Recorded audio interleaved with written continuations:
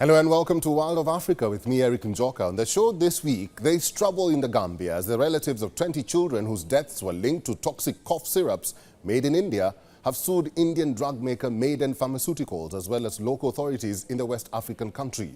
They are seeking compensation. We will tell you what's happening on that front. We begin with a topic that is generating debate across the continent: abortion. The legal and medical standards defined by the World Health Organization aim to improve access to safe abortion and are supported by numerous NGOs working in Africa. The abortion conversation in Africa is going in the opposite direction to the one in the United States. Experts say that legislation in countries such as Benin and South Africa is becoming more progressive. But there are exceptions. Is Africa becoming more liberal? Let's find out in this next report. Nowhere in the world has a higher rate of unsafe abortions or unintended pregnancies than sub-Saharan Africa. Women often face scorn for becoming pregnant before marriage.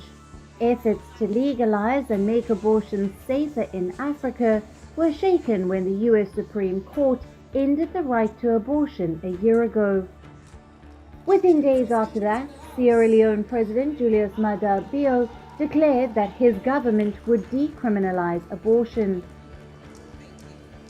At the time in the world when sexual and reproductive health rights for the women are either being overturned or threatened, we are proud that Sierra Leone can once again lead with progressive reforms.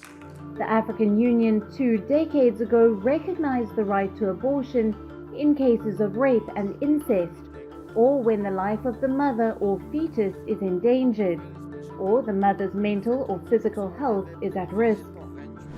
A growing number of countries have relatively liberal abortion laws. Benin legalized abortion less than a year before the US Supreme Court ruling, though Nigeria, Africa's most populous country, allows abortion only to save the mother's life. Moi, je suis très contente. I'm very happy that from now on we can give this right back to the woman to autonomy over her body and to decide for herself. For a long time in our country, the women were subject to decisions taken by their husbands. Even doctors at times are forced to choose between the life of the mother or the life of the child. And I don't think that there are many on this earth, even in our most traditional families, many people who say, listen, sacrifice the mother and bring us the child. Experts say events in the US could reverse gains in the availability of safe abortion procedures, since the US is the largest global donor of international reproductive health assistance. Such changes could deeply affect the lives of women of reproductive age in sub-Saharan Africa, where 77% of abortions, or more than 6 million a year, are estimated to be unsafe. Unsafe abortions cause 16% of maternal deaths in the World Health Organization's largely sub-Saharan Africa region. Abortion opponents are especially outspoken in East Africa, where countries publicly wrestle with the issue of teen pregnancy, but offer little sex education and access to legal abortions in limited circumstances.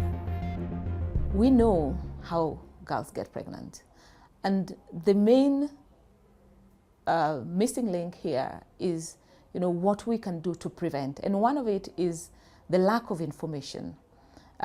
We know that in Kenya there's no comprehensive sexuality education, and efforts have been put to try to adopt this, but the government has not adopted this, and so a lot of girls lack information on how to prevent unintended pregnancies. Some Catholic and other conservative organizations have criticized a section that would allow a woman to terminate a pregnancy in cases of rape, incest, or endangered health. Abortion providers are often harassed. A year ago, Kenya passed a national reproductive health policy that paid little attention to safe abortion care. In Uganda, one rights watchdog said the issue of abortion access is taboo, with advocates facing discrimination, even as some women resort to self-mutilation. And in Ethiopia, civil society workers have asked the government to investigate what they fear is a new trend: fewer public health facilities providing abortions and more women seeking care after unsafe abortions. Bureau Report, WION World is One. Gambian families have opened a case where they are suing an Indian pharmaceutical company for distributing a toxic cough syrup which claimed the lives of 70 babies in 2022. India's Union Health Minister has said 71 companies have been issued show cause notices following concerns raised in some quarters about reported deaths due to contaminated Indian-made cough syrups, and 18 of them have been asked to shut shop. Here's a report. It's an incident that caused ripples in the tiny nation of Gambia. Late 2022, a made-in-India cough syrup that turned out to be poisonous for infants. WHO has today issued a medical product alert for 4 contaminated medicines identified in the Gambia that have been potentially linked with acute kidney injuries and 66 deaths among children. The deaths linked allegedly to the consumption of 4 cough syrups and fever-reducing drugs made by Maiden Pharmaceuticals raised concerns about lax regulation in India's $42 billion pharmaceutical industry. It also exposed lack of testing capability in poorer nations such as Gambia that have no drug-making facilities. The Government of India says an extensive risk-based analysis is done continuously to ensure the production of quality medicines in the country, and there is zero tolerance on spurious medicines. India's health minister says that India is the pharmacy of the world, and it wants to assure everyone that it is also the quality pharmacy of the world. The relatives of the 20 Gambian children who died allegedly after consuming toxic cough syrups have sued Indian drug maker Maiden Pharmaceuticals, as well as local authorities in the West African country. The filing opens a new front in the fight for compensation and justice after at least 70 children, mostly babies and toddlers, died from acute kidney injury in Gambia last year. But what is painful? It is when it's due to the negligence of these people, the Gambian government and the Ministry of Health, who have caused the death of 69 children. It is painful.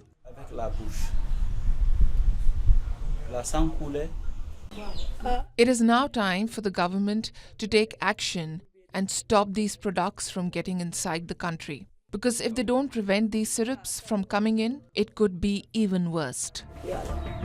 The filing was presented to the High Court of Gambia. In it, the families seek about $250,000 in compensation for each child, amounting to about $5 million for the 20 children represented. Bureau Report, WION World is One. The United Nations Security Council has voted to end its decade-long peacekeeping mission in Mali after a request from its military government to withdraw the troops. This as Mali's junta carried out a partial reshuffle of the government on Saturday, a day after announcing the end of the UN peace mission in the country and 8 days after a referendum in favor of the draft new constitution. It was a vote that was meant to change the course of governance in Mali. Malians approved the draft of the new constitution with 97% of votes in favor, a referendum for the ruling military.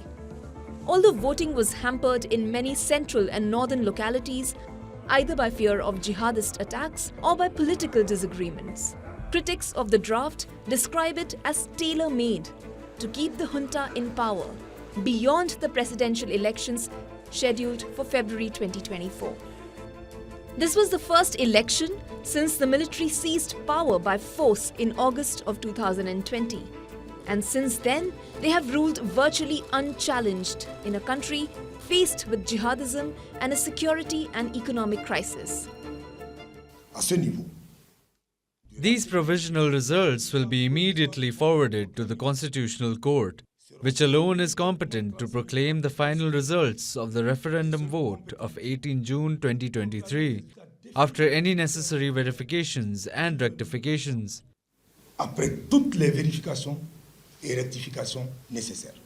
As the Sahel nation was pondering over the constitution, the United Nations Security Council unanimously voted to end a decade-long peacekeeping mission in Mali after the West African country's military junta abruptly asked the 13,000-strong force to leave. Some Western nations expressed concerns over the role played in the country by Russia's Wagner mercenary group. The end of the operation, known as MINUSMA, follows years of tensions and government restrictions that have hobbled peacekeeping operations since Mali teamed up in 2021 with Russia's Wagner Group. UN peacekeepers are credited with playing a vital role in protecting civilians against an Islamist insurgency that has killed thousands. Some experts fear the security situation could worsen when the mission departs. May all the member states present here accept the expression of gratitude of the people and the government of Mali for the multidimensional contribution to MINUSMA. The Republic of Mali remains open to cooperating with all the partners that wish to work with it, subject to respecting the guiding principles of our state policies of Mali. We think it is important that the Council unanimously reacted to the request of Mali, which took its sovereign decision regarding further efforts to ensure the security and protection of the civilian population of its country. We would like to confirm our support for Bamako in its aspiration to take full responsibility and play the leading role in stabilizing the Malian state. Mali's junta carried out a partial reshuffle of the government after the referendum. Though strategic posts remained occupied by the same people, government was reshuffled, with 16 appointments, 13 ministers, and 3 swaps. The constitutional reform provides amnesty for the perpetrators of coups prior to its promulgation, and is fueling persistent speculation about a possible presidential candidacy for Colonel Assimi Goïta. Bureau Report, WION World is One. The 2023 Brics Summit Chair, South Africa, is set to host a significant meeting this week with the expansion of the grouping as a key agenda. The Brics Sherpa meeting will take place from the July 4th to July 6th in Durban, KwaZulu-Natal province. Our correspondent Kalden Ongmu spoke exclusively to South Africa's Brics Sherpa. With just a little more than a month to go before South Africa hosts the Brics Summit, the Sherpas from the bloc are putting final touches to some of the documents that will be presented to the Brics foreign ministers and leaders. There's only one agenda item, and that is to look at finalizing the guiding principles, standard criteria and rules of procedure for expansion, and to have a consensus report from the Sherpas, hopefully by the end of 6th of July, which will be transmitted to our foreign ministers. And our foreign ministers will then have a virtual meeting during the latter part of July to look at our recommendations and to finalize their recommendations to summit. Brics is known globally today as the formation of Global South because number of countries from the Global South have identified with the bloc in terms of the issues that the group has been championing for the past 15 years. Many nations have shown keen interest in joining Brics, latest being Ethiopia. As it stands, 14 countries have formally approached us in terms of wanting to become Brics members. In addition, there's another about a dozen or so countries that have informally also approached us about membership of Brics. So it's well over 25 countries. Asked if the summit will be discussing the controversial de-dollarization and use of local currency, this is what Suklal said. The reality is a dollar-centric world is out of sync with the global multipolar trading architecture that is in existence today. Of course, the dollar is an important global currency and will continue to be important, but not the supreme currency that held sway in the past. You have, of course, within Brics, there has been already an agreement, an interbank agreement for us to start trading in our local currency. All eyes are on South Africa right now to know if Russian President Vladimir Putin will attend the summit. Suklal said in a matter of days, Ramaphosa will make an announcement.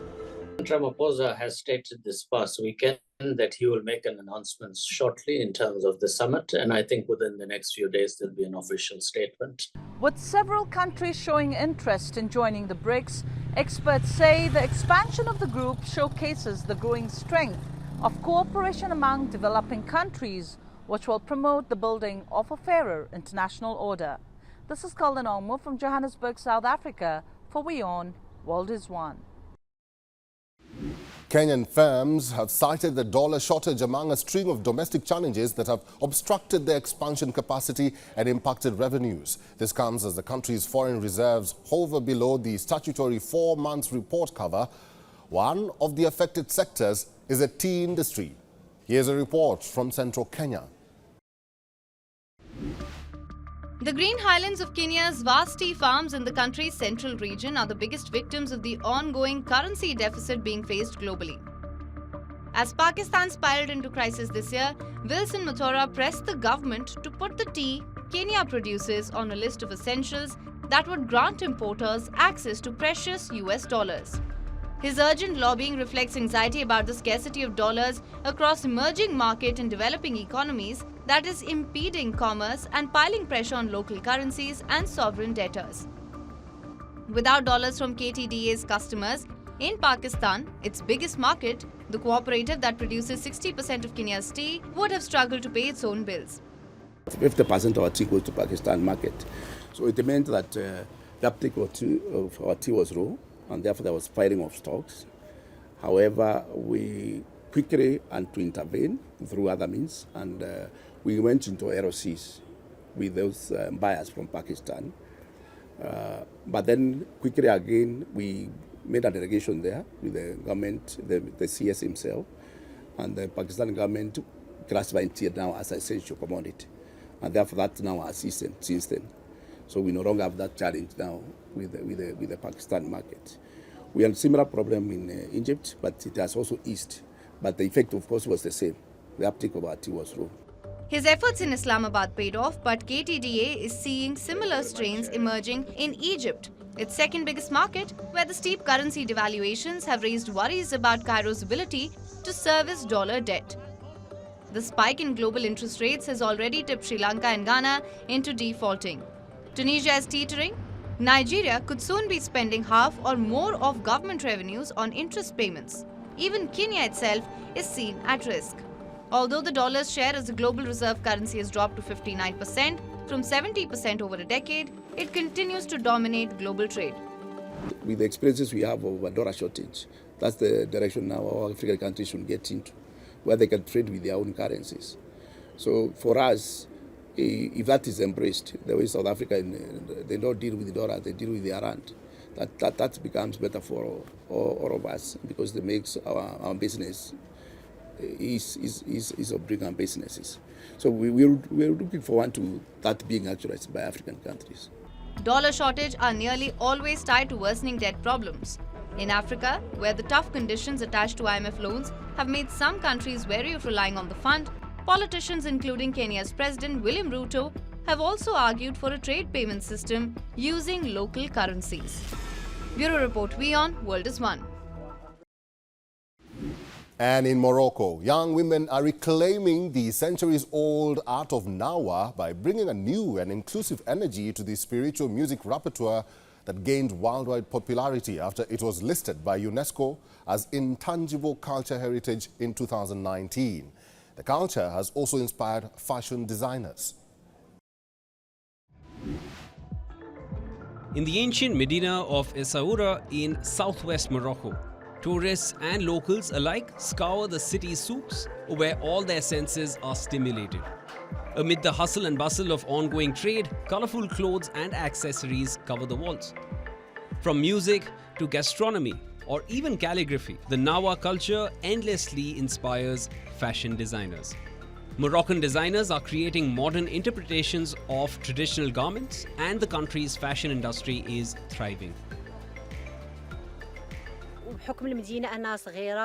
Because it's a small town by the sea, where it's quiet, people come here to get away from the stress and overcrowded cities. People connect with nature, the land, and the sea. There's a certain spirituality, and the clothes are inspired by all of that.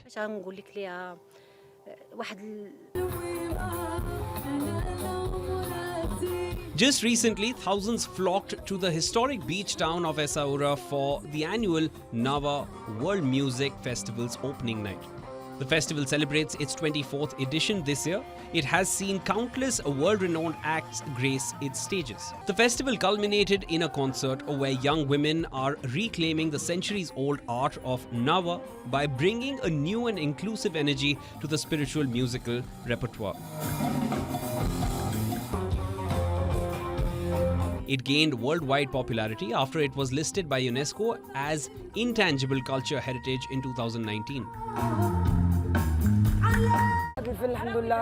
Tagnawith, the tradition around Nawa music, has gained worldwide recognition with its UNESCO listing.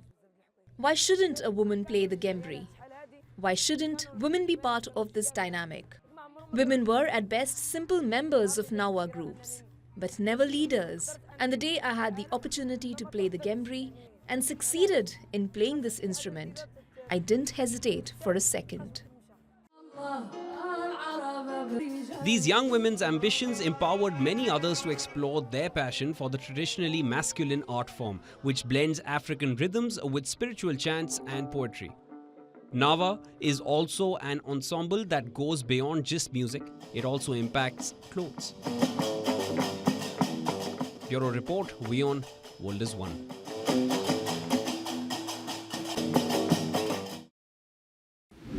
And that's it on this week's episode of Wild of Africa with me, Eric Njoka. Thanks very much for watching, and remember to stay in touch and share your African story with us. From the entire WION team and myself, it's goodbye.